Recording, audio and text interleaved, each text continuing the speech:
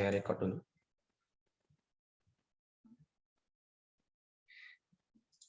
Oke. Balik ke sini ya. Saya ke sini dulu ya. Arus kas, kita akan melakukan estimasi arus kas sekarang dengan perhitungannya. Yang pertama adalah proyek ekspansi aktiva atau proyek ketika kita mengadakan sesuatu yang sebelumnya tidak ada. Ini yang namanya proyek ekspansi aktiva. Yang kedua, ya, jenis proyeknya apa? Proyek penggantian atau replacement.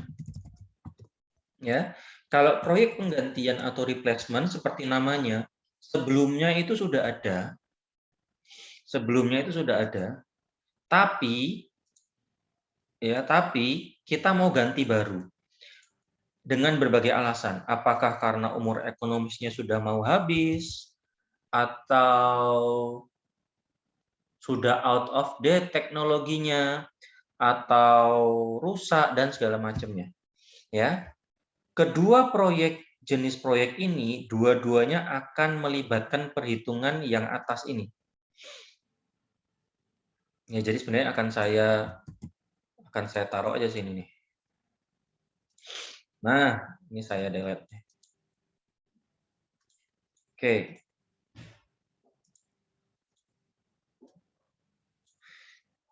Ini ya. Jadi kedua jenis proyek ini akan sama-sama melakukan perhitungan arus kas yang ketiga ini. Ini tiga-tiganya akan kita lakukan. A, B, C. Ya. Oke, berikutnya. Teman-teman, kemarin kan hari Selasa kemarin sudah kita bahas bahwa ketika kita membeli suatu aset, ya, ketika kita membeli suatu aset, kita ingin memastikan apa? Bahwa dia bisa menciptakan nilai. Menciptakan nilai itu apa? Menciptakan nilai itu adalah keadaan ketika gampangnya sederhananya ya, uang yang kita keluarkan itu harus tertutupi. Bahkan melebihi, ada uang masuk yang bisa menutupi pengeluaran kita. Misalnya kita mengeluarkan uang 100 juta untuk membeli mesin baru, harusnya uang yang dihasilkan oleh mesin baru ini, karena produktivitas mesin baru ini, ketika masuk, itu harus bisa menutupi biaya kita untuk membeli mesin baru tersebut. Ya, oke.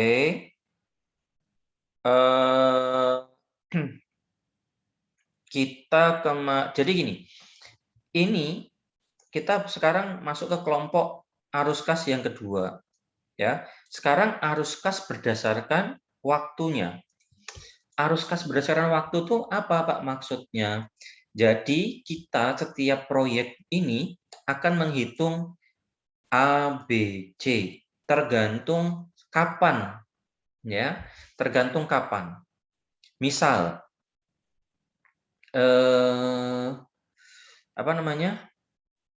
ketika kita mengeluarkan uang pertama kali membeli mesin, membeli berbagai aktiva, itu kan di awal kan, di awal.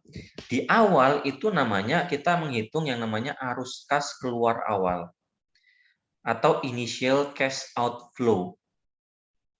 Ya, di arus kas keluar awal ini adalah investasi yang pertama kita keluarkan untuk mengadakan suatu aktiva.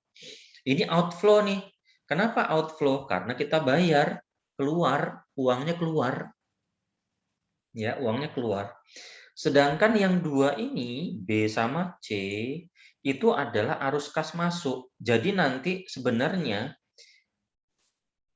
teman-teman akan menghitung A versus B sama C. Kalau B sama C ini cash-nya cash inflow semua nih. Ini cash inflow nih dua-duanya nih. Yang B itu adalah arus kas interim. Apa itu arus kas interim? Arus kas yang waktu terjadinya setelah arus kas awal dan sebelum arus kas periode akhir. Ya, dan sebelum arus kas periode akhir. Itu namanya interim, incremental net cash flow. Flow-nya inflow. Masuk. Ya. Kalau yang C itu adalah arus kas di periode akhir. Atau istilah Inggrisnya adalah terminal year incremental cash flow. Teman-teman harus memastikan nanti bahwa initial cash outflow, ini tadi saya bilang adalah versus arus kas interim ditambah arus kas akhir atau terminal. Ya. Harapannya kita adalah arus kas outflow itu lebih besar atau lebih kecil? Lebih besar atau lebih kecil dari lawannya? Harapannya lebih besar atau lebih kecil? Yang merah harus lebih besar atau lebih kecil dari yang biru?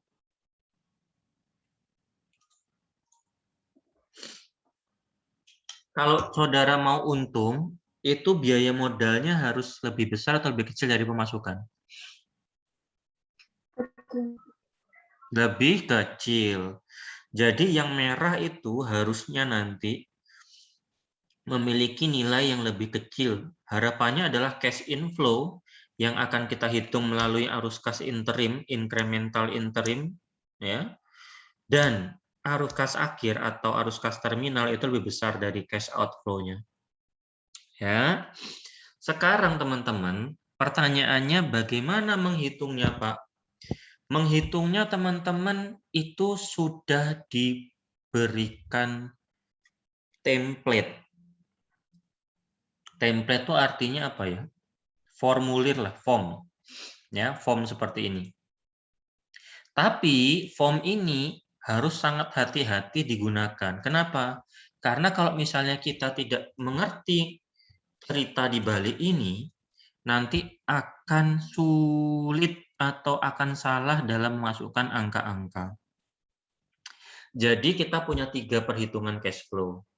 Initial cash outflow, interim incremental cash inflow, dan terminal cash flow atau cash flow akhir.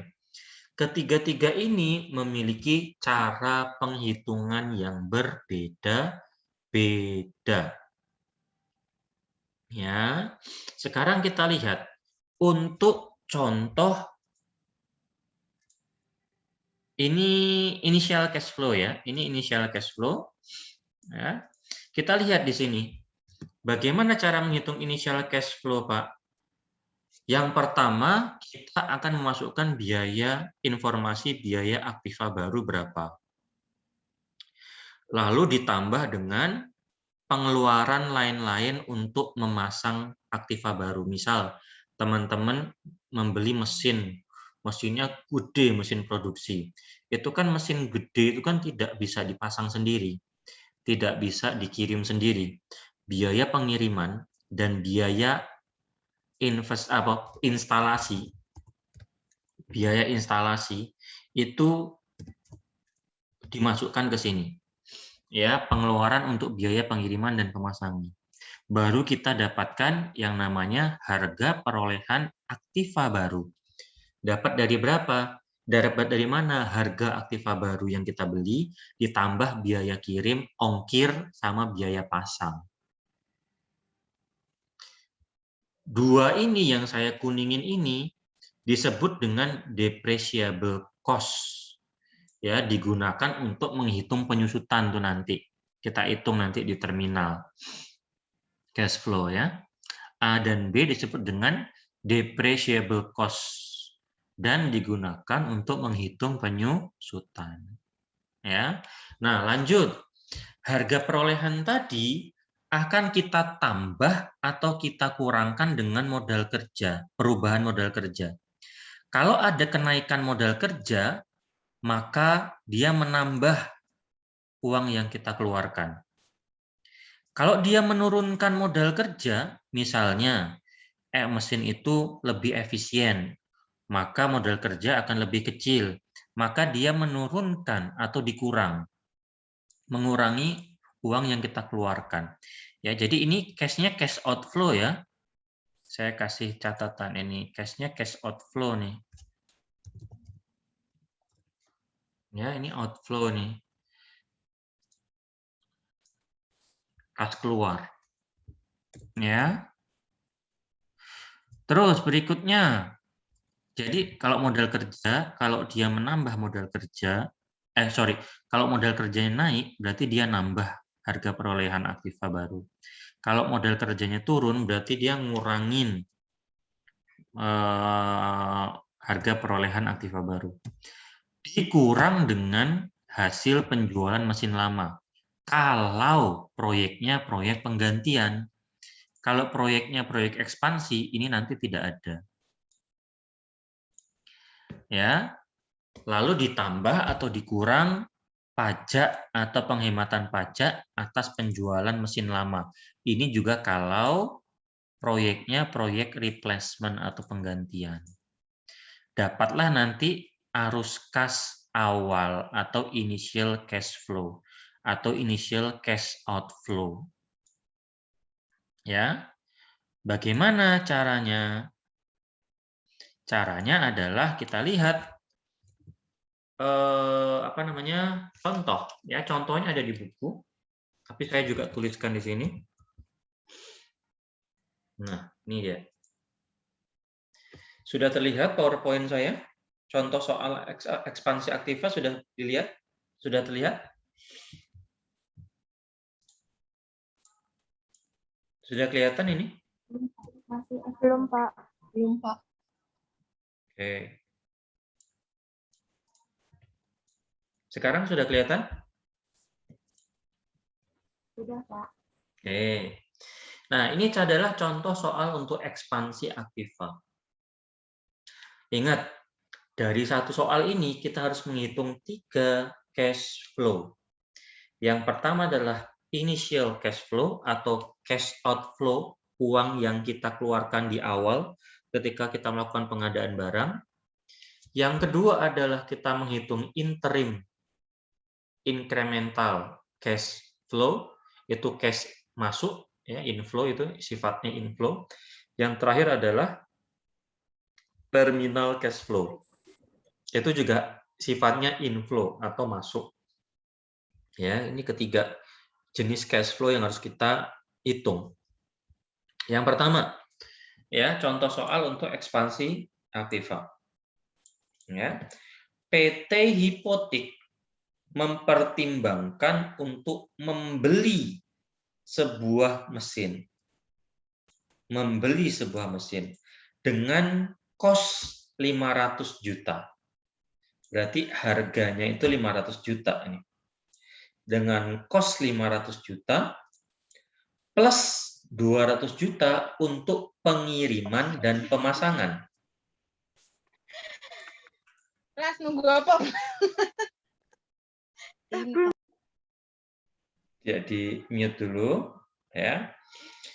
Dengan kos 500 juta plus 200 juta untuk pengiriman dan pemasangan mesin ini.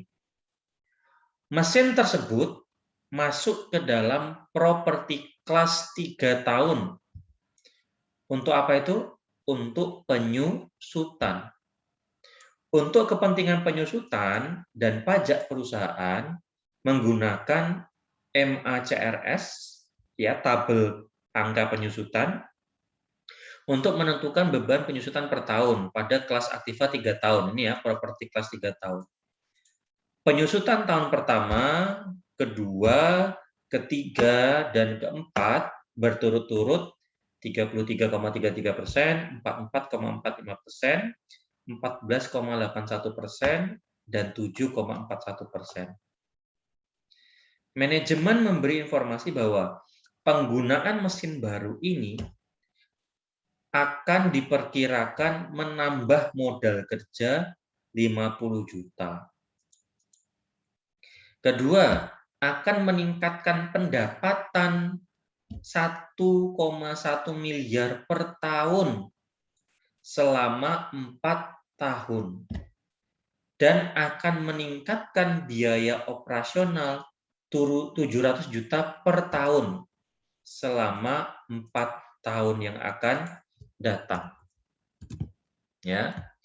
Pada akhir umur ekonomi mesin ini atau akhir tahun keempat, mesin dapat dijual, bukan menjual ya, dapat dijual dengan harga 100 juta.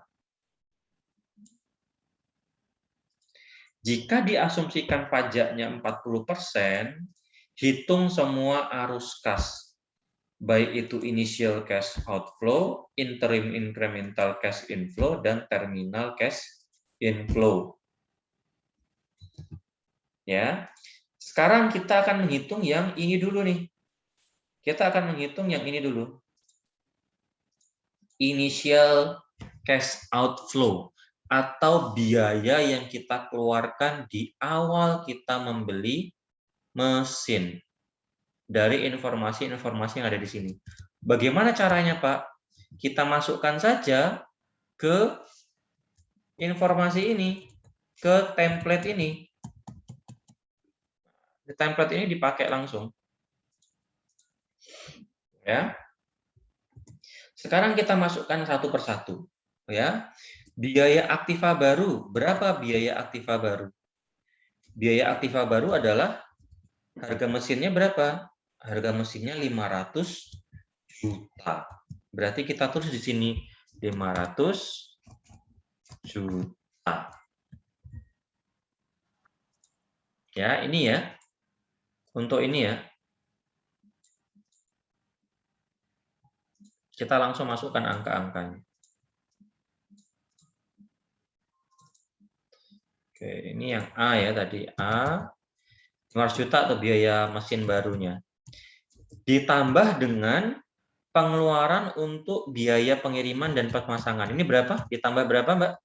200 juta. 200 juta. Dapatlah berapa harga perolehan mesin baru? Ini ditambahkan jadi 500 tambah 200 adalah 700 juta. Ini adalah harga perolehannya. Ya, harga perolehan. Sekarang kita ke D.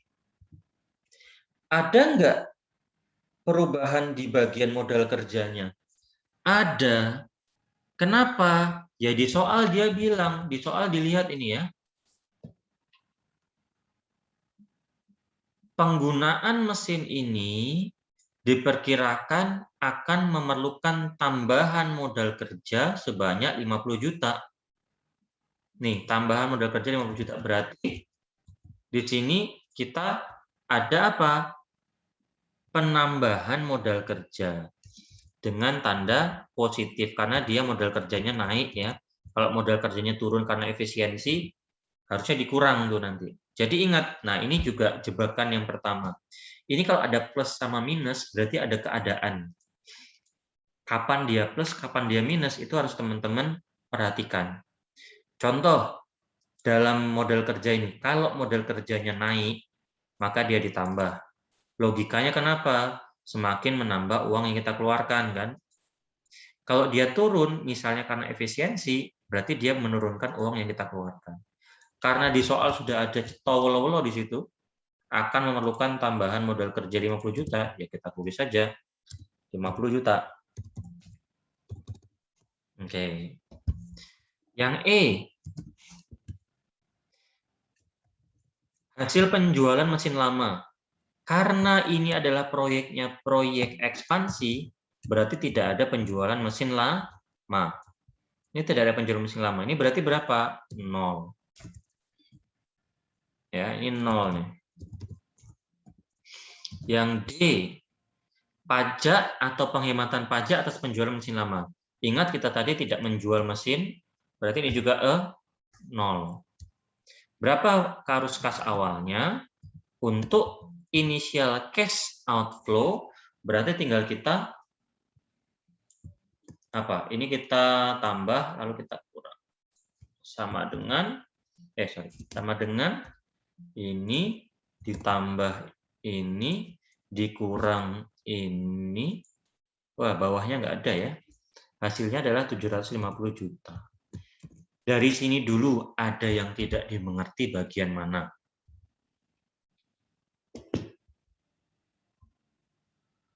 Untuk initial cash outflow, baik secara logika maupun cara menghitung, yang tidak paham angka yang mana.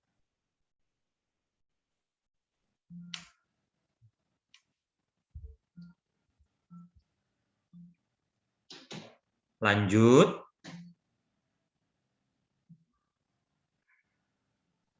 Lanjut, Pak.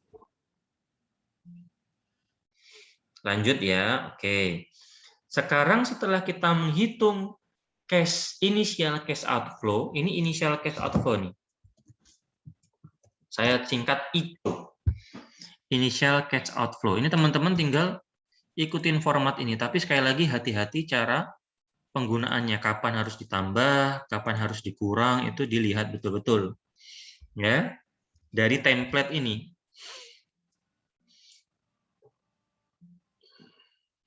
Berikutnya kita harus menghitung lawannya outflow, yaitu inflow-nya. Inflow-nya ada dua. Ini saya ulang-ulang sampai bosen, biar kalian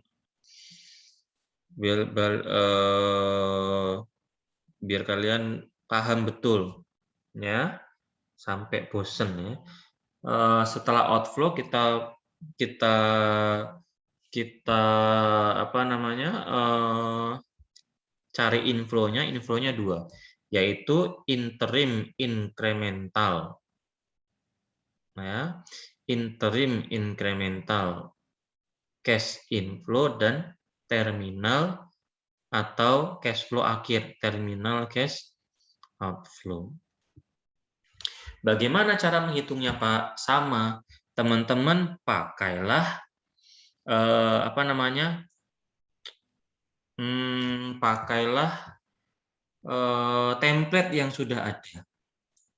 Baik untuk format perhitungan arus kas interim, ya, maupun untuk format perhitungan arus kas akhir atau terminal. Caranya bagaimana, Pak? Ini ya, ada caranya. Kenaikan atau penurunan penghasilan operasional dikurangi atau ditambah, kenaikan penurunan biaya operasional dua penyusutan, kenaikan penurunan penyusutan, perubahan laba sebelum pajak, kenaikan penurunan pajak, perubahan laba sebelum pajak, seterusnya lah ya. Ini bisa dilihat dulu. Ya, lalu kenaikan dan penurunan penyusutan, dapatlah arus kas interim. Ini tidak usah saya bacakan satu-satu, nanti kita akan lihat cara menggunakannya. Nah, yang perlu dicatat adalah arus kas akhir itu sama persis dengan arus kas interim, tapi ditambahin. Ya, ditambah. Ini sama persis, tapi ditambah bawahnya nanti. Ada bagian yang ditambah. Ini yang ditambah ini. Nah, ini penambahan untuk arus kas terminal atau akhir dari arus kas interim. Ya, ini yang harus ditambah. Nah, ini ada beberapa catatan teman-teman untuk menggunakan format perhitungan arus kas interim dan format penghitungan arus kas terminal atau akhir. Catatannya ada di sini. Sebelum teman-teman menghitung arus kas interim, teman-teman harus menghitung depresiasinya dulu, biar gampang. Hitung depresiasinya. Depresiasinya bagaimana Pak menghitung? Dilihat di soal. Di sini dikatakan bahwa untuk kepentingan penyusutan dan pajak perusahaan menggunakan MACRS untuk menentukan beban penyusutan per tahun. Mesin ini masuk properti kelas 3 tahun atau kelas aktiva 3 tahun. Sudah ada nih angkanya, 33,33 ini sudah ada dari tabel, dari soal, 44,45 sudah ada, dan seterusnya. Tinggal kita hitung. Untuk penyusutan itu kita hitung sesuai dengan harga perolehannya. Ya, kita hitung dengan harga perolehan. Depresiasi tahun pertama itu adalah 33% dikali harga perolehan. 17 juta itu dapat dari mana, Pak? Dari sini, ini dikali harga perolehannya. Ya, pakainya angka ini. Ya, lalu depresiasi tahun kedua, persentasenya dikali 700. Depresiasi tahun ketiga, persentasenya dikali dengan 700 juta. Depresiasi tahun keempat, itu persentasenya dikali dengan 700 juta. Nanti akan dapat angka masing-masing perkalian ini, dan ketika teman-teman cari akumulasinya, ini adalah akumulasi penyusutannya. 700 juta juga habis berarti ya. Pas.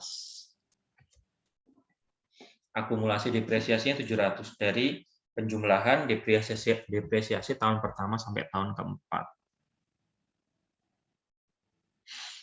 Oke.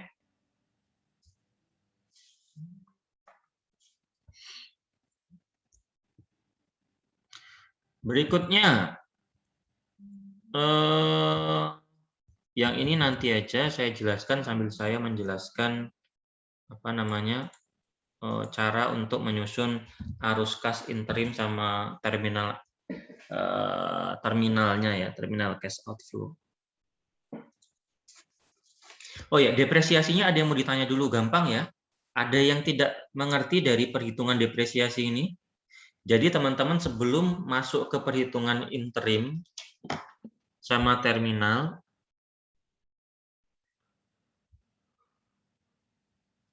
teman-teman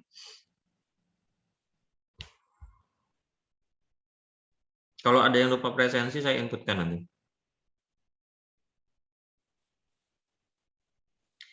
Teman-teman ada yang mau ditanyakan dulu ini? Belum ada, lanjut. Oke. Sekarang saya akan membahas bagaimana menyusun cash flow interim sama terminal. Nah, teman-teman, ini sebenarnya ada di buku nih. Ini ada di buku, saya salin. Ya, buku halaman berapa tuh ya? 225. Angkanya sih sudah ada. Teman-teman bisa lihat, cuman mungkin bingung nih angka dari mana gitu ya. Ini angka dari mana datang asal muasalnya. Oke. Akan kita bahas satu persatu nih. Yang dinamakan dengan cash flow interim itu yang di sini loh. Ini yang ini. Nah, yang saya kasih tanda oranye itu namanya interim incremental cash flow. Karena dia tadi umurnya kan dibicarakan di soal 4 tahun ya. Karena dibicarakan 4 tahun. Yang keempat ini yang saya kasih tanda merah, ini yang namanya terminal. Ini namanya terminal cash flow. Nih. Sekarang kita akan mengisi satu persatu nih. Saya hapusin dulu. Oke. Saya hapus ini juga dulu. Nah, karena kosong ya. Kosong. Kita akan fokus menghitung baris per baris. Baris per baris.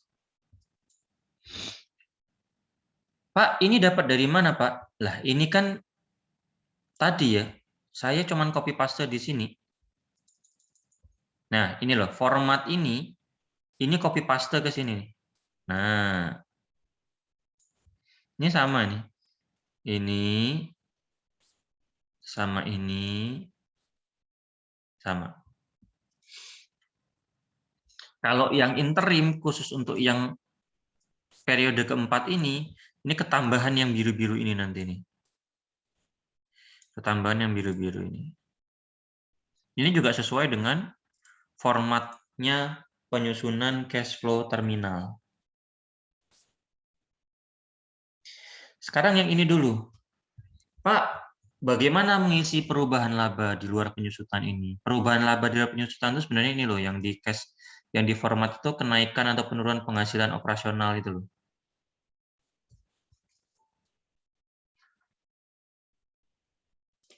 Ya, berapa Pak? Kok di buku 400 juta dari mana Pak? 400 juta yang di buku itu ada asal muasalnya. Kalau teman-teman lihat, kok bisa 400 juta Pak? 400 juta itu dapat dari ini. Incremental pendapatan, ini dapat dari soal nih.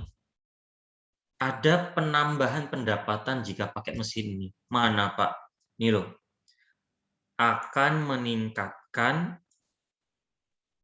pendapatan atau revenue sebesar 1 juta, 1,1 miliar per tahun selama 4 tahun, dan meningkatkan biaya operasional 17 juta. Jadi dengan mesin baru ini pendapatan meningkat 1,1 M, tapi biaya operasional juga nambah 700 juta. Jadi berapa perubahan labanya Pak? Bersihnya berapa? 1,1 dikurang 700 juta. Dapatlah 400 juta ini dari sana selama 4 tahun. Sampai sini paham? 400 juta itu dapat dari mana paham? Dikasih catatan di bukunya masing-masing.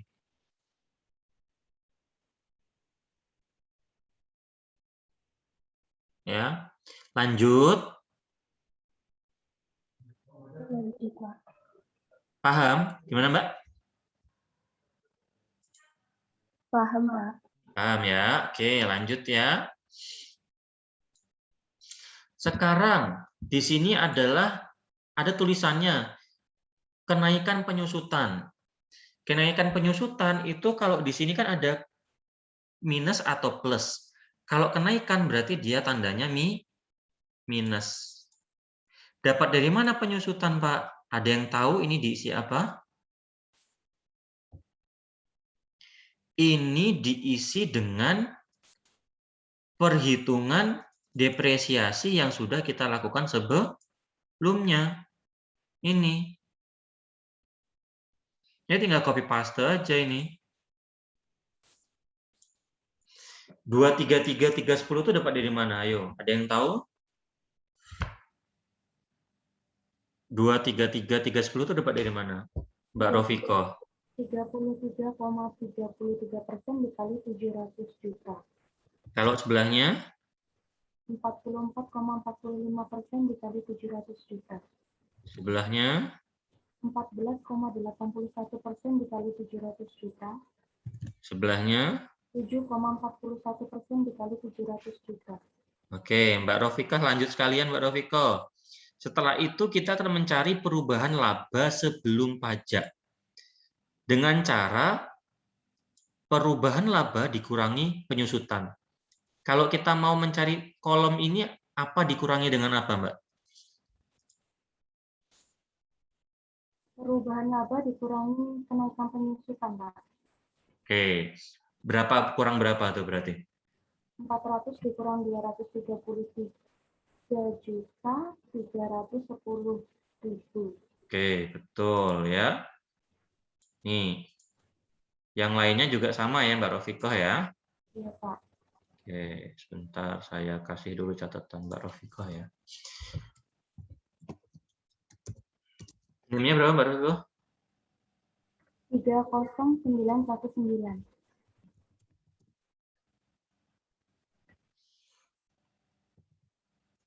Oke.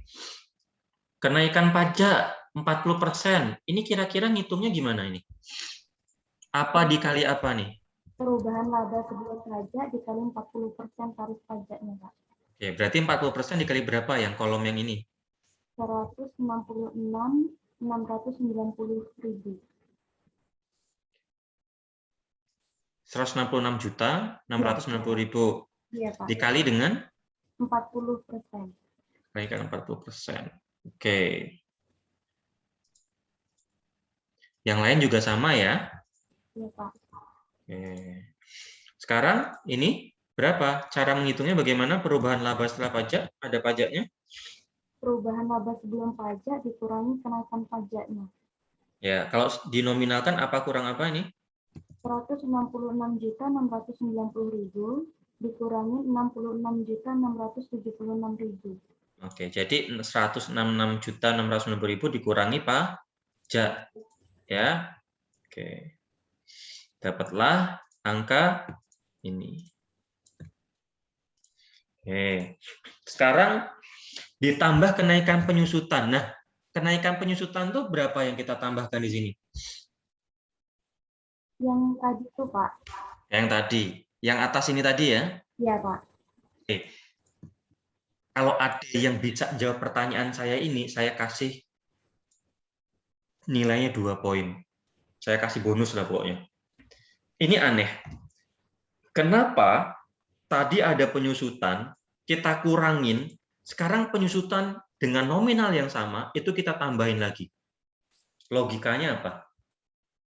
Kenapa udah di sini dikurang nih? Ini kan kita kurangin nih dengan penyusutan. Lah kok dibalikin lagi? Logikanya apa? Kalau ada yang bisa, pokoknya tak kasih bonus banyak. Siapa yang bisa tahu logika keuangan atau logika akuntansinya, kenapa di awal tadi sebelum pajak kita kurangi dengan penyusutan, setelah itu kita tambahin lagi dengan nominal yang sama. Ya, Mbak Rofiko boleh, yang lain boleh.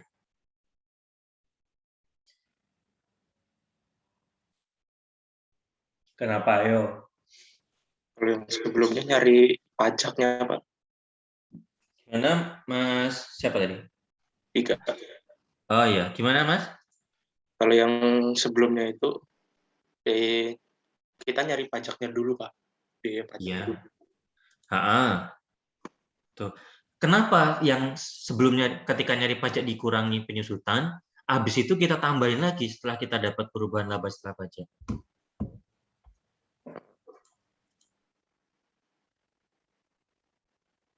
Memang kita mau cari laba, mau cari pajak nih. Tapi kenapa sih kita kurangi terus kita tambahin lagi di sini?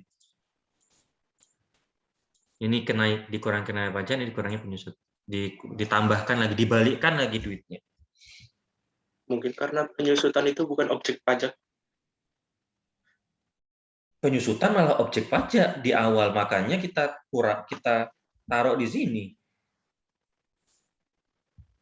Kalau bukan objek pajaknya kurang tepat. Kalau alasannya bukan objek pajak. Oke, saya jawab ya.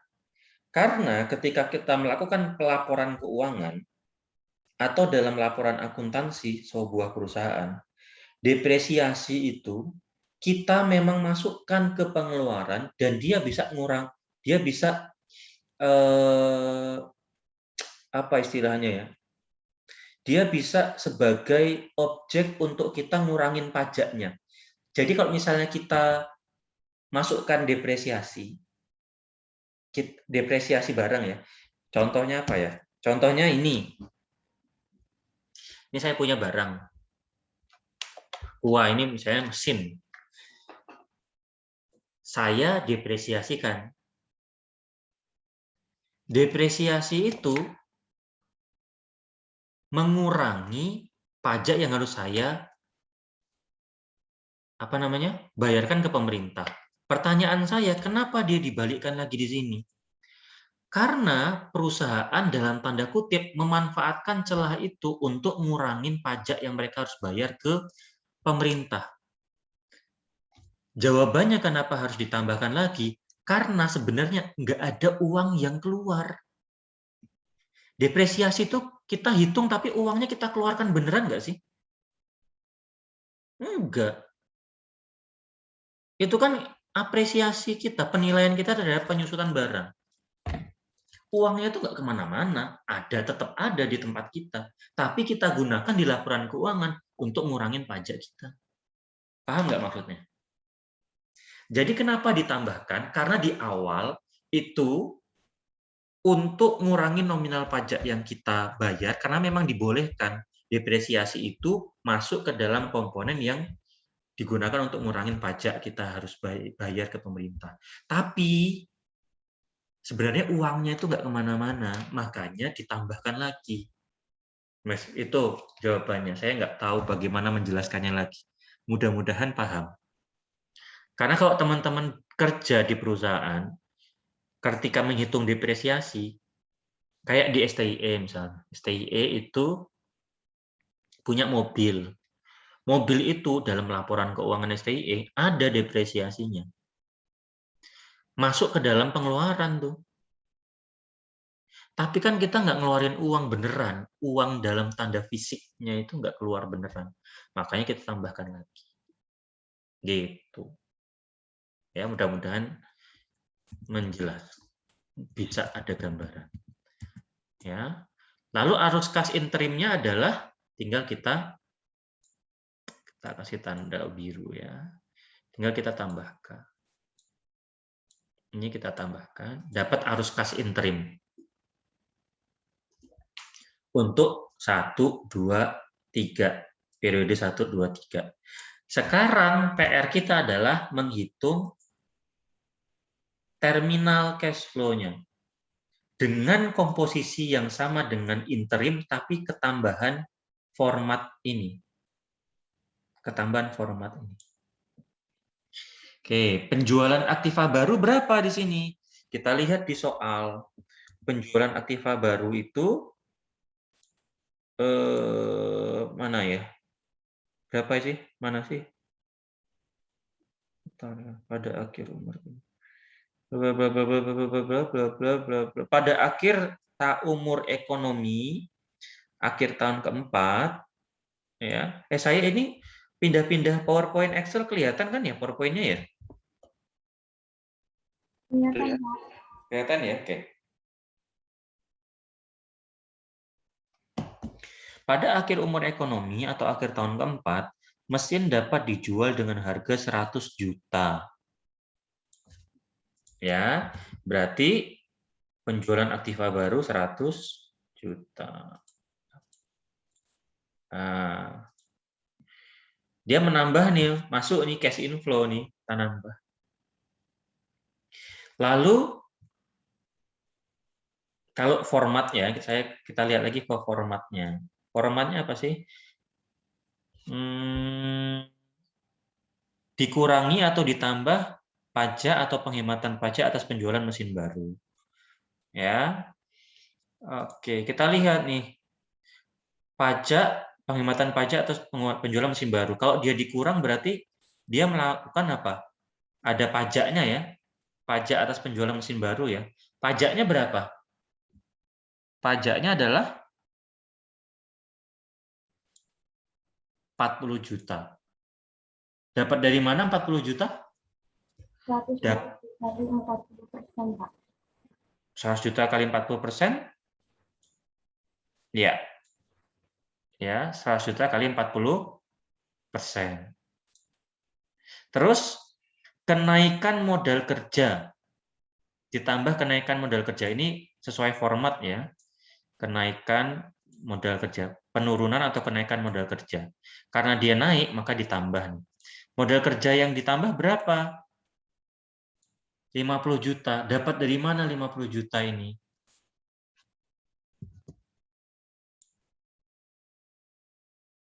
Ini ya. Memerlukan tambahan modal kerja 50 juta ya. Tahu asalnya dari mana? 50 juta ini dari soal ya.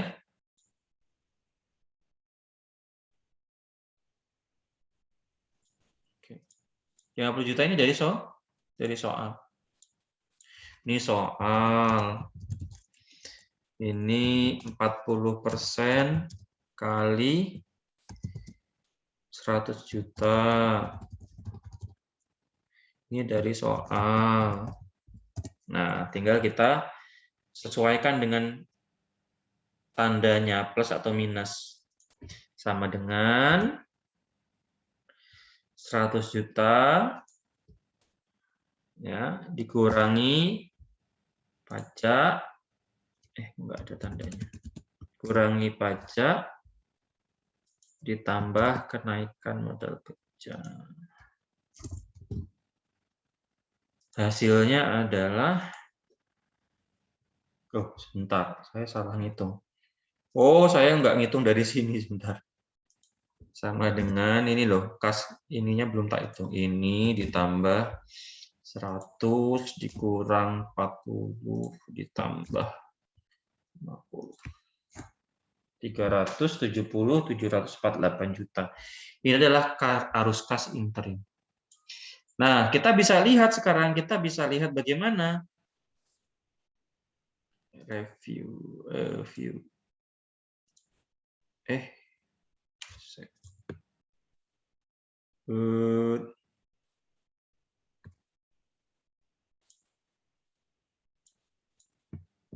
Nah, kita bisa lihat bagaimana ini di cash flow yang pertama ini interimnya, terus ada ini, terus ada ini, terus di akhir ada ini, ya. Inisialnya tadi berapa? Inisialnya adalah 750 juta. Inisialnya adalah sama dengan 750 juta initial cash outflow ya. Nah, kalau dari seperti ini harus diapakan nih? Angka-angka ini kira-kira kalau saya bilang initial cash outflow versus interim ditambah terminal, ini harus diapakan? Apa yang dibandingkan? Apa angka-angka ini berarti apa? Memiliki arti apa ini?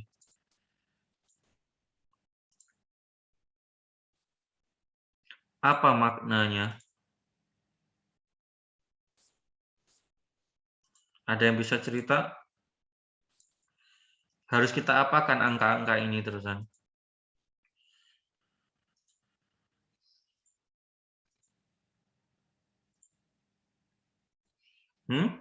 Angka-angka ini harus diapakan? Secara sederhana, kita mau bandingkan. Kita keluar di awal 70 juta. Masuknya berapa? Kita tinggal dijumlahkan aja. Sederhananya loh ya. Secara sederhana, kira-kira cash flow-nya menjanjikan atau tidak ini? Iya, Pak. Ya. Kenapa? Kenapa, Mas? Ininya lebih besar daripada pengeluarannya. Oke. Pertanyaan saya yang terakhir.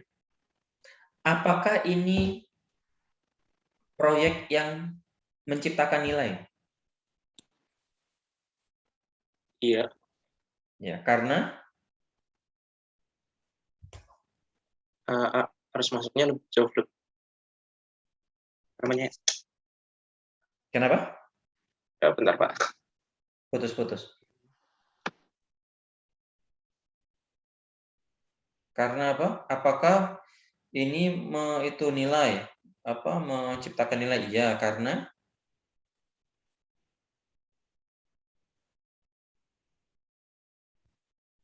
apa, Mas? Wah, aku di ghosting ya. Mas Dika? Hadir, Pak. Bentar, Pak. Karena dulu kata-katanya. Oke, saya bantu ya. Jawabannya adalah belum tahu dan belum tentu. Kenapa? Karena tergantung dengan tingkat required rate of return. Memang dia lebih besar pengeluarannya, tapi sesuai nggak dengan lebih besar yang kita harapkan? Paham nggak maksudnya? Paham nggak maksudnya? Memang pengeluarannya, pemasukannya lebih besar, tapi apakah lebih besarnya itu sudah sesuai dengan tingkat return yang kita syaratkan? Jangan-jangan kita mensyaratkannya sekian persen. Sekian persen itu ternyata, ini kan kalau kita selisihkan, ini untuk bodor-bodoran aja ya, untuk biar bisa tahu. Ya, sama dengan ini dikurang ini. Oh, dia punya kelebihan 600 juta. Ternyata teman-teman mencaratkan saya mau kalau proyeknya punya return 1 miliar. Ini kan berarti belum tentu, belum memenuhi syarat. Belum sepenuhnya bisa menjawab menciptakan nilai. Kenapa? Iya lebih besar pemasukan. Betul. Tapi belum tentu bisa memenuhi required rate of return. Jangan-jangan dari 600 juta ini untuk bayar bunga pinjaman aja nggak cukup. Jangan-jangan kan kita juga itu baru dari obligasi itu, belum dari saham preferen, gitu. Sampai sini ada gambaran, ada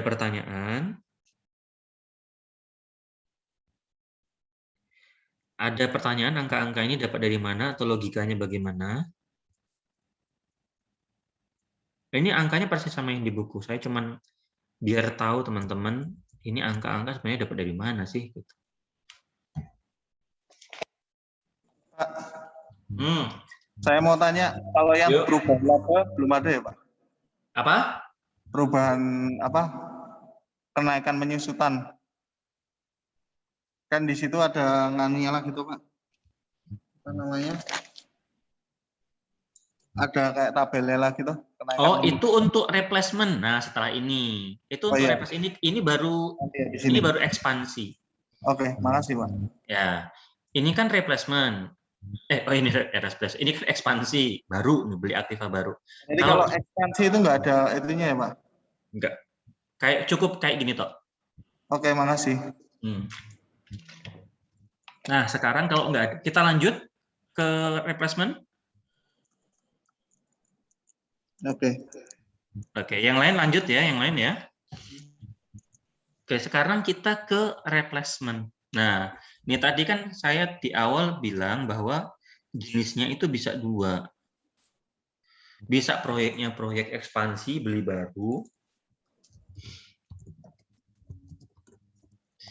baru atau replacement. Mesinnya sebenarnya masih ada, mungkin masih beroperasi.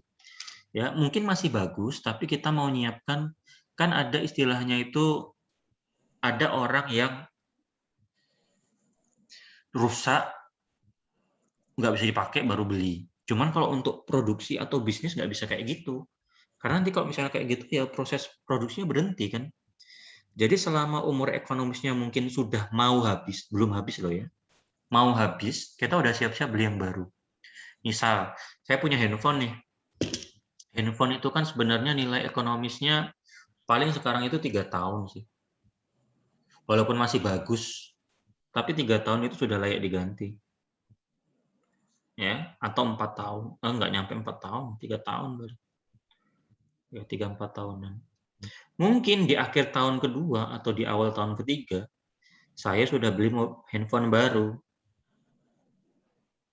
Ya, saya bisa jual handphone ini dengan harga yang masih relatif agak tinggi sedikit kalau saya daripada saya menunggu dia rusak atau dia menunggu udah 4 tahun baru saya jual, itu nanti harganya makin jatuh. Nah, itu adalah logika di proyek penggantian atau replacement. Kita lihat soalnya. Ya. Silakan dibaca dulu. Berapa? 2 menit. 2 menit dibaca, silahkan. Silakan dibaca 2 menit. Bisa di screenshot, ya, bisa dicatat apa namanya, angka-angka pentingnya. Ini juga sama seperti di buku. Saya mau menjelaskan angka-angka ini dapat dari mana.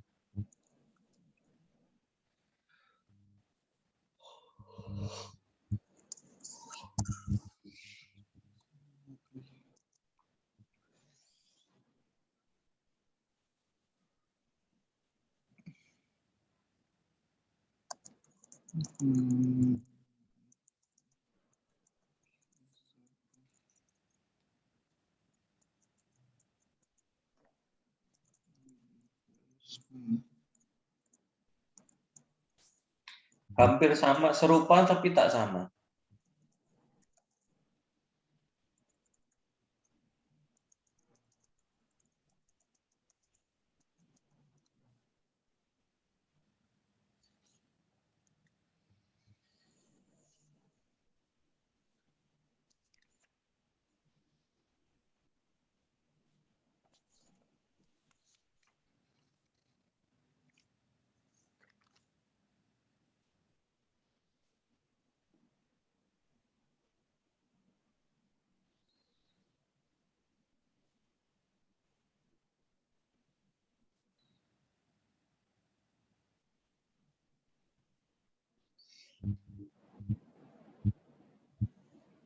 Sudah?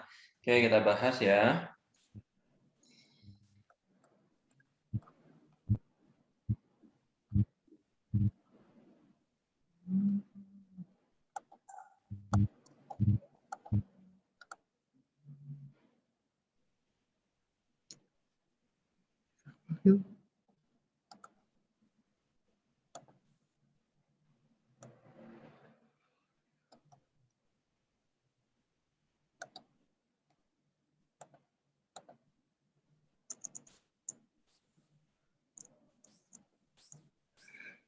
Oke, kita lihat ya satu persatu. PT Hipotek mempertimbangkan membeli sebuah mesin, sama-sama beli tapi keadaannya beda. Kalau tadi beli belum ada, sekarang beli masih ada. Mempertimbangkan membeli sebuah mesin dengan kos 500 juta, harga mesinnya sama kayak tadi, plus 200 juta untuk pengiriman dan pemasangan, sama kayak tadi lagi. Ya. Mesin baru tersebut, kita merah-merahin dulu. 500 juta.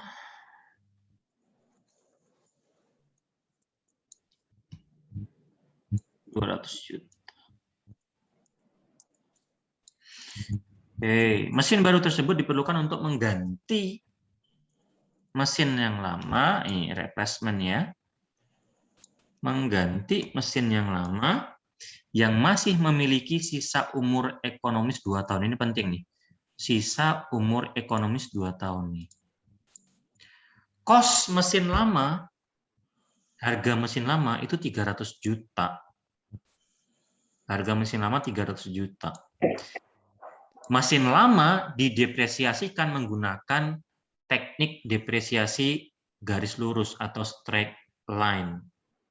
Selama 5 tahun dan setiap tahun didepresiasi sebesar 60 juta. Pakainya teknik depresiasi garis lurus, dibagi rata. Ya, PT Hipotek dapat menjual mesin lama, ya, harga mesin lamanya 60 juta. Harga mesin lamanya 60 juta.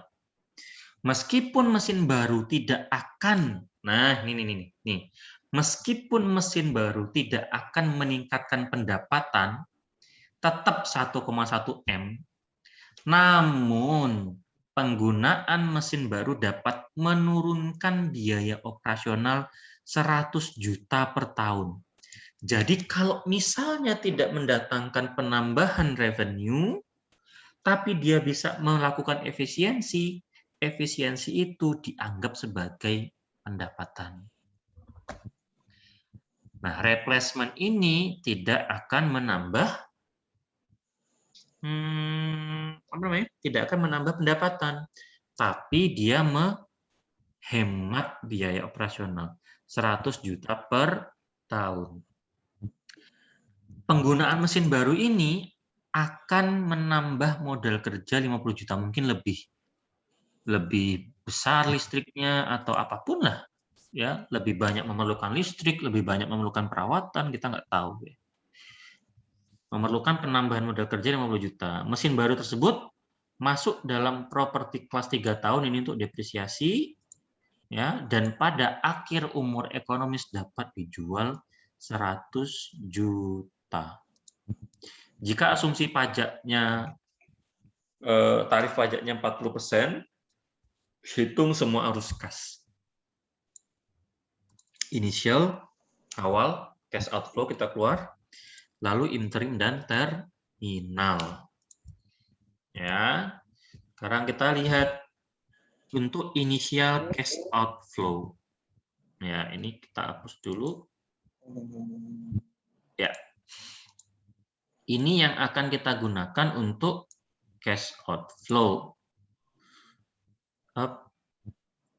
Nah, kita lihat ya.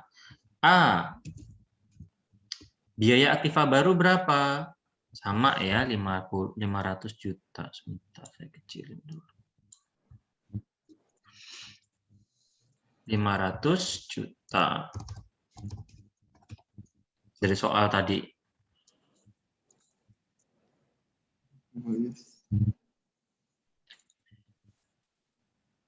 Ya, 500 juta dari soal tadi. Oke. Berikutnya ditambah dengan biaya kirim dan instalasi.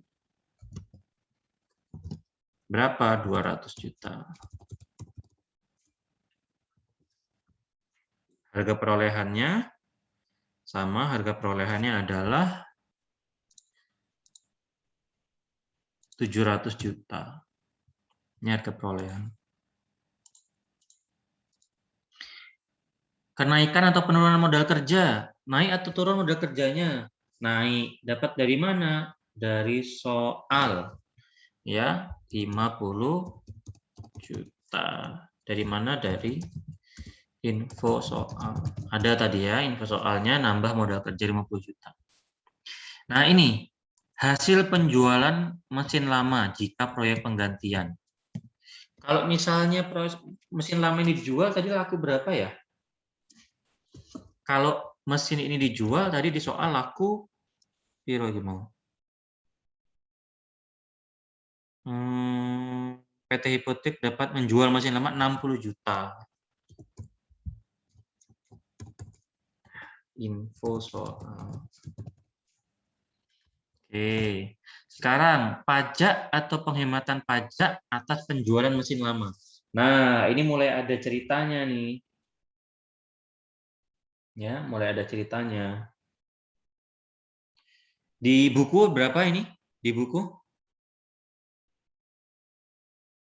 Di buku ini berapa? 24 juta, Pak. 24 juta. Dapat dari manakah ini? Kan kalau di buku itu ya, jadi hasilnya nanti kan sama dengan ini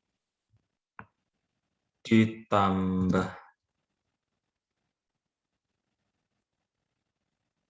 ini dikurang ini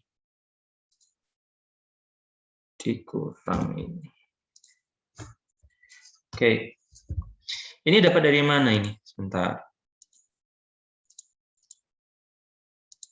Dapat dari mana?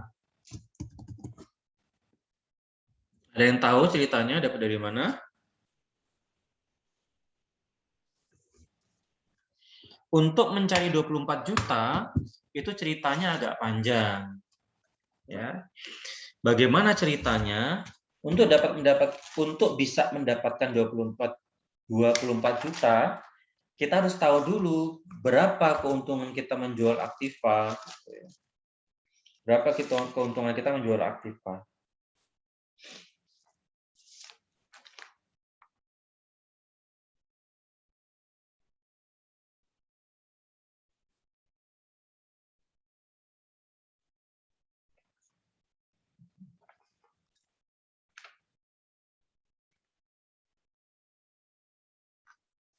Sebentar.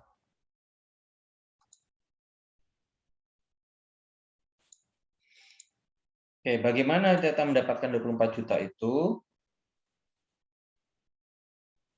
Teman-teman menggunakan yang ini tadi. Perhitungan yang mana tadi? Nah, ini dia. Nah, ini saya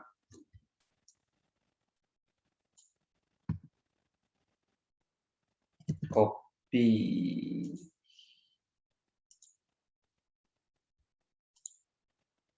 Oke.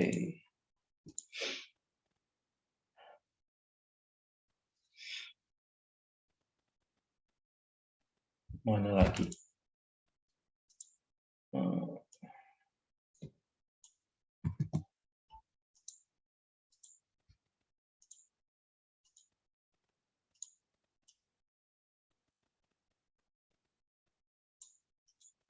Ya.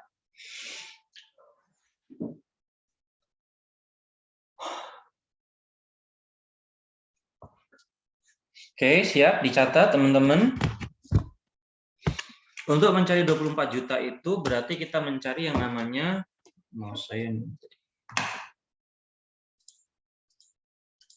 Oke. Keuntungan penjualan aktiva lama.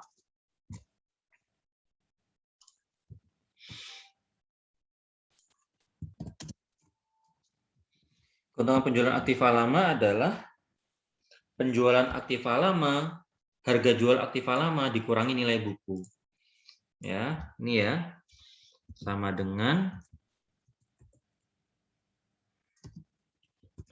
dengan harga jual aktiva AL aja ya. Aktiva lama dikurangi nilai buku.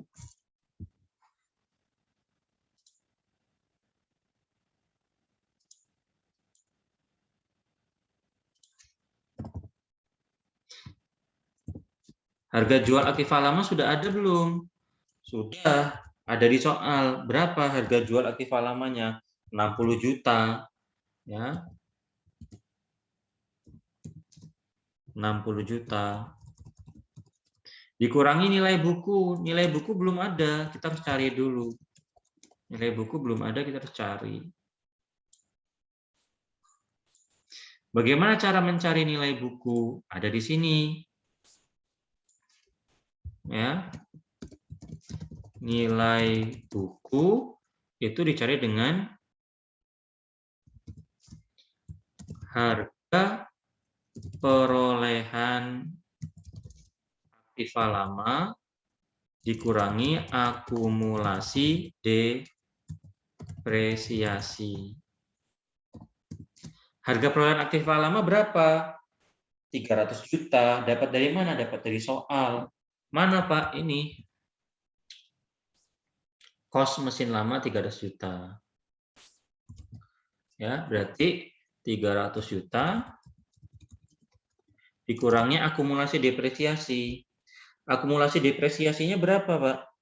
Akumulasi depresiasi kan depresiasi 60 juta per tahun. Ya, 60 juta per tahun. Kita kalikan aja sampai dengan tahun ketiga. Kenapa? Karena sisa umurnya 2 tahun. Kan umurnya 5 tahun. Di soal tadi sisa 2 tahun loh.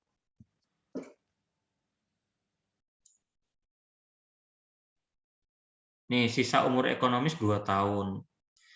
Sedangkan dia mendepresiasi selama 5 tahun, pakai garis lurus. 5 tahun umurnya, sisa 2 tahun, berarti depresiasi sudah berjalan 3 tahun. Depresiasi sudah berjalan 3 tahun.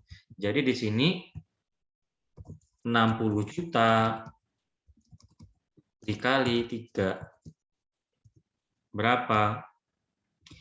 300 tuaga dikurang 60 tuaga dikali 3. Berapa ini?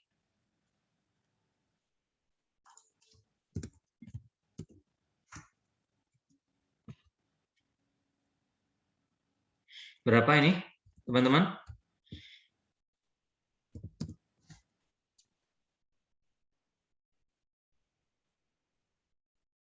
Ratus dikurang 180 berapa? 120 juta. Berarti nilai buku sudah kita dapat. Di sini kita bisa ganti nilai bukunya berapa. Dengan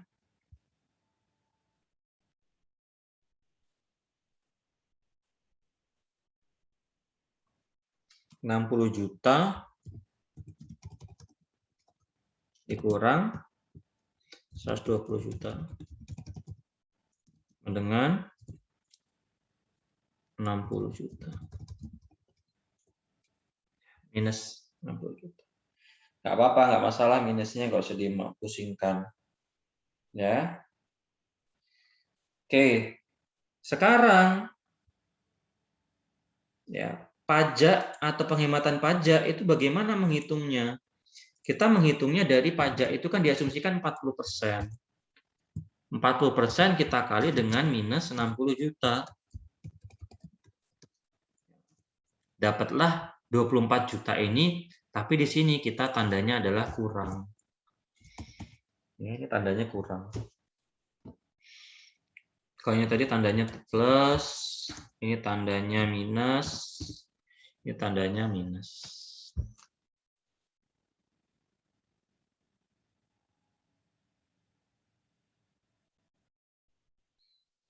Oke. 24 juta itu berarti ada 3 kali perhitungan.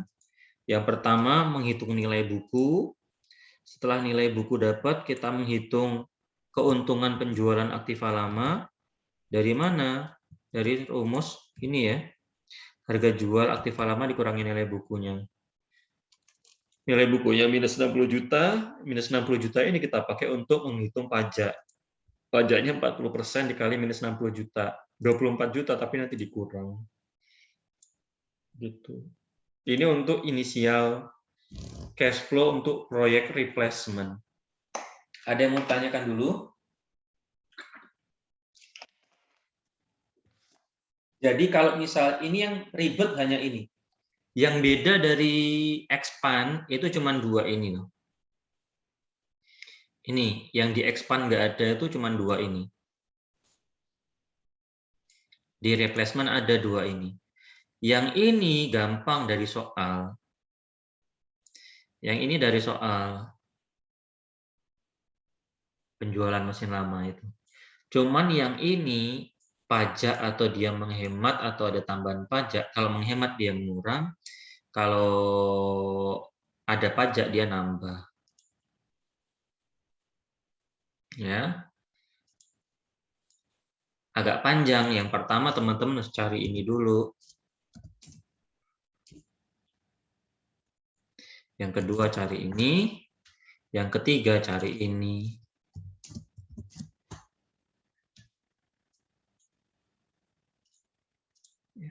Itu dia hafal-hafal aja.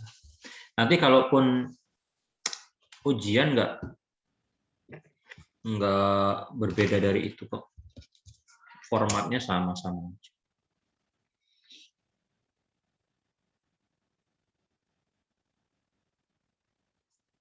Ada pertanyaan?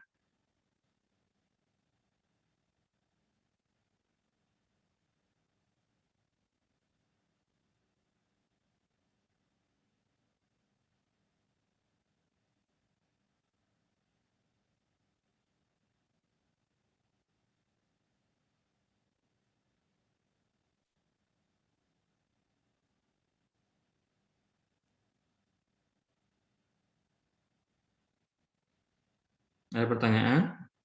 Lanjut.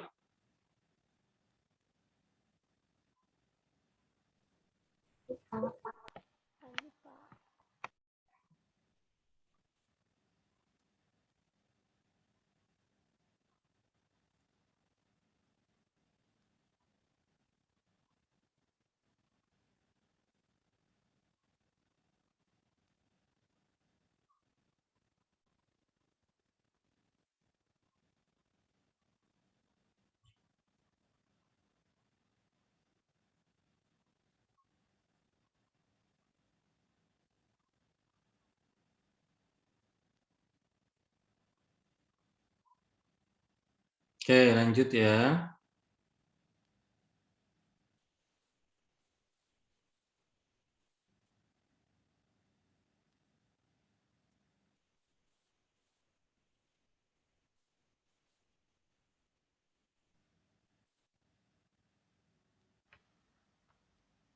Oke, lanjut ke incremental dan terminal. Terakhir untuk materi siang hari ini.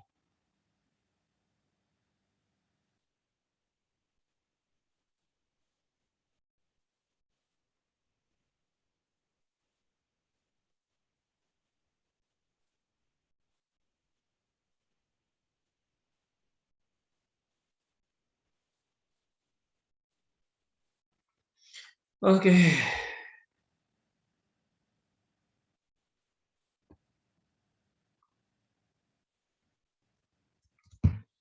Nah, ini agak panjang nih yang ditanyakan sama temannya tadi.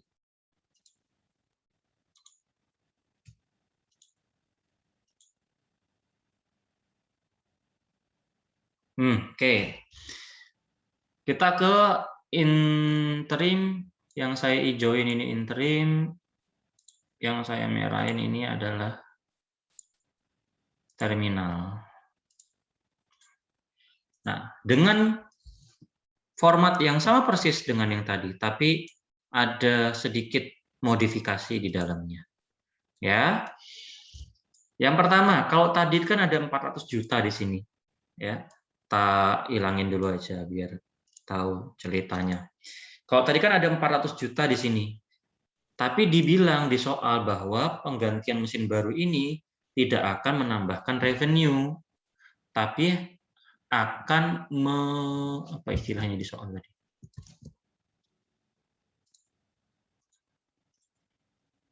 Di soal tadi istilahnya menurunkan biaya operasional 100 juta.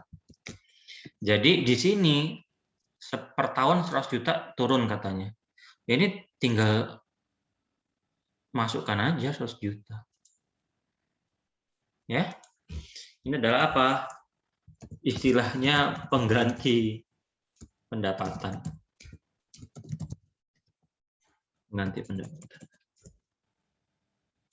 Terus perubahan penyusutan. Nah, perubahan penyusutan ini dari mana? Nah, ini perubahan penyusutan ini panjang ini.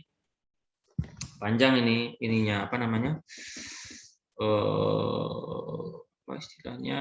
Jalan ceritanya, ya. Perubahan penyusutan itu teman-teman dapatkan dari sebentar. Tak kasih dulu.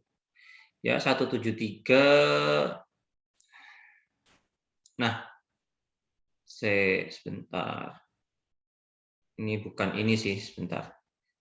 Ini yang tadi ya. Oke. 173 310. Nah, ini dapat dari mana ini? 251 150. Ini saya catatan di buku dulu ya, 103 670 51 870. Dapat dari mana? Ini pertanyaannya menjawab sama yang temannya tadi tanyakan, ya. Untuk mengisi angka-angka ini, ya, khusus untuk kolom ini harus dicari dengan tabel tambahan yang ada di bawah seperti yang di buku itu. Nah, cari dengan tabel baru. Tabel barunya mana, Pak? Ini dia, tabel untuk penjelasan perubahan penyusutan. Ya. Oke, sekarang bagaimana ngisinya, Pak?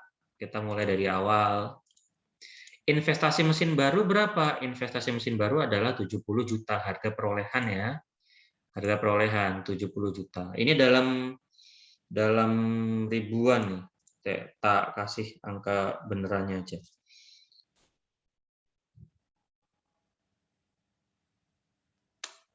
$700 tuaga.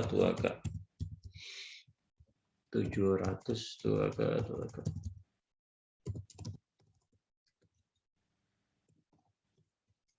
Nah, ini teman-teman, yang di sebelah sini itu copy paste aja, itu udah template-nya. Ini copy paste aja ini. Kita ke investasi mesin baru dulu. Mesin baru yang mengganti tadi belinya 700 juta juga. Penyusutannya kalau dari soal pakainya MACRS. Ya, kita lihat di sini. Nah, mesin baru dimasukkan ke dalam properti kelas 3 tahun. Ya, 3 tahun. Jadi penyusutan MACRS ini tinggal dikalikan dengan apa? Tinggal dikalikan dengan persentase MACRS ini sudah template. Berapa penyusutan mesin baru? Tinggal dikali 33%, 33,33 kali 700, 44,45 kali 700 juta, ini dikali atas 7 kali 41 dikali 7 juta. Dapat angka ini. Ya, ini adalah penyusutan mesin baru dari harga perolehannya. 700 juta dikali tarif persentase MACRS setiap periodenya.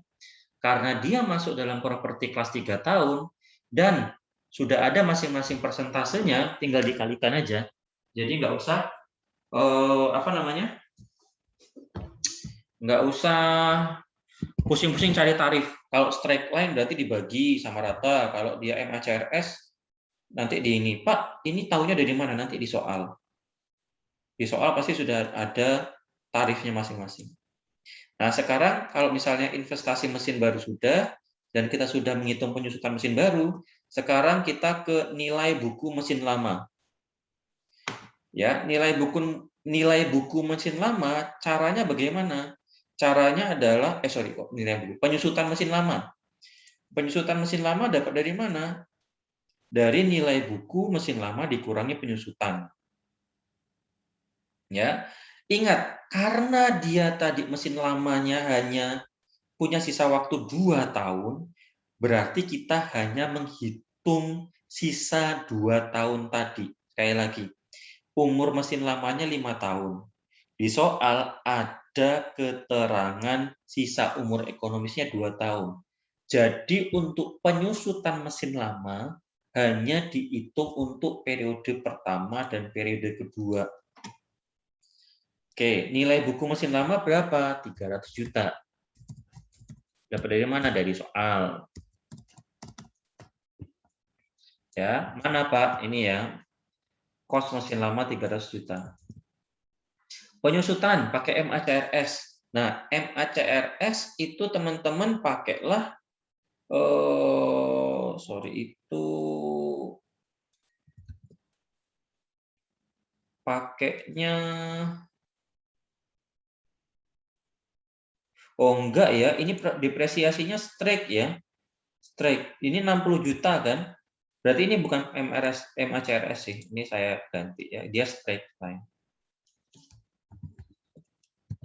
Straight line. Straight tipe.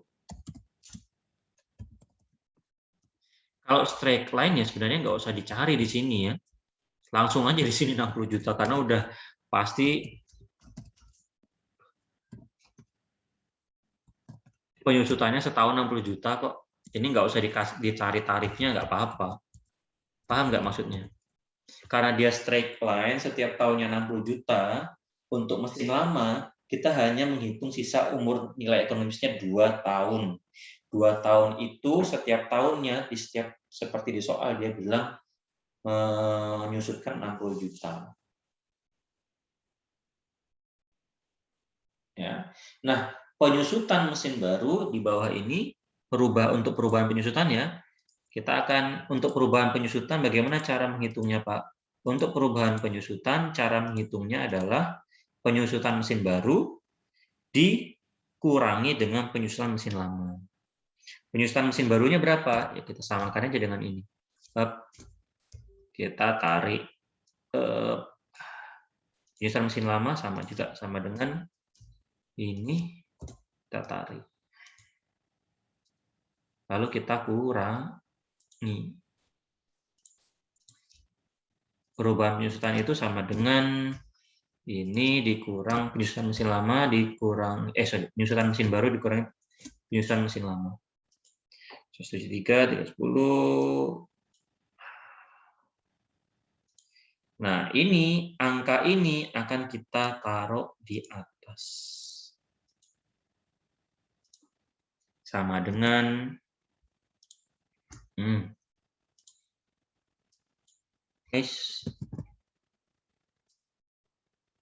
Oke. Jadi yang ini ceritanya agak panjang yang saya kasih bintang 2 ini. Ini ceritanya agak panjang nih. Cuman sederhana, perhitungannya sederhana. Logikanya yang kadang-kadang lupa ini angka dari mana. Kalau ini tahu ya dari mana ya teman-teman ya. Ini kan karena di soal sudah bilang ya bahwa penyusutannya straight line. Setiap tahun 60 juta, umur ekonomisnya sisa 2, berarti yang dihitung hanya 2 aja. Perubahan penyusutannya ini.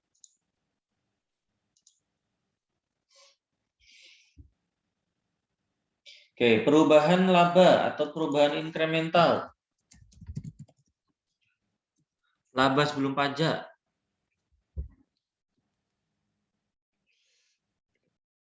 Berapa ini? Caranya adalah kita kurangi antara perubahan laba atau penghematan biaya operasional. Ini ya, saya kasih catatan. Penghematan biaya operasional dikurangi dengan perubahan penyusutan. Kita kurangi seperti biasa, kayak tadi sih. Ini dikurangi bawah.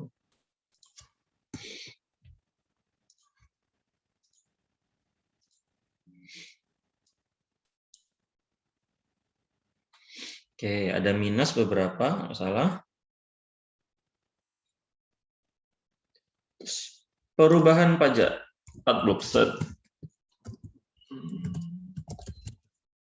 Berapa ini perubahan pajaknya? Tinggal kita kalikan dengan yang di atas. Sama dengan 40%. Bentar.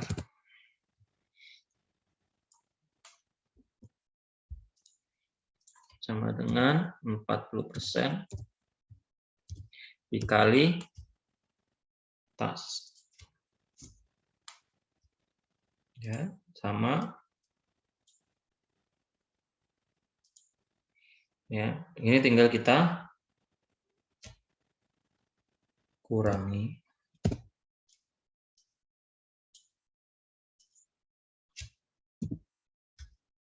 Sama dengan atas dikurangi bawah. Ini saya cuma ngikutin tanda-tanda sampingnya ini, loh. Ini.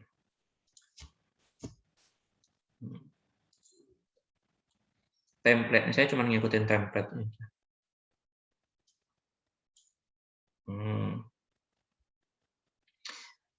Oke, penyusutan sama kayak tadi ditambahkan lagi. Ya. Logikanya sama kayak tadi, ini ditambahkan lagi sama dengan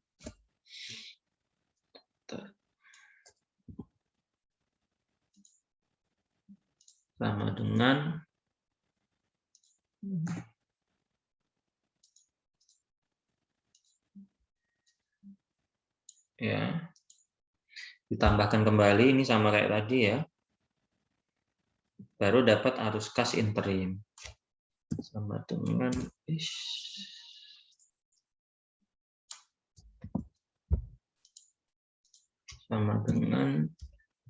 ini ditambah ini.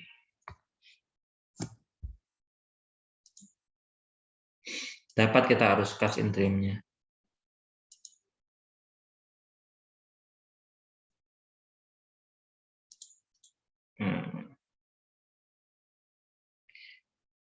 Di periode 4 khususnya itu bukan arus kas interim saja, tapi lanjut ke terminal.